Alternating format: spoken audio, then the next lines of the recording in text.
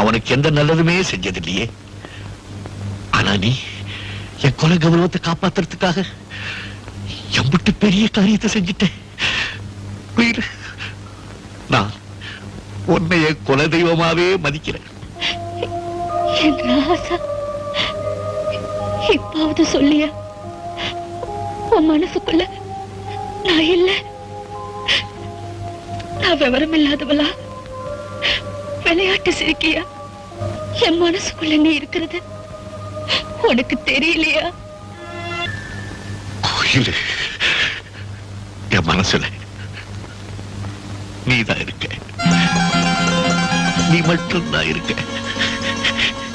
எத்தனை வருஷம் கழிச்சு வந்தாலும் சரி, உனக்காக நான் காட்டு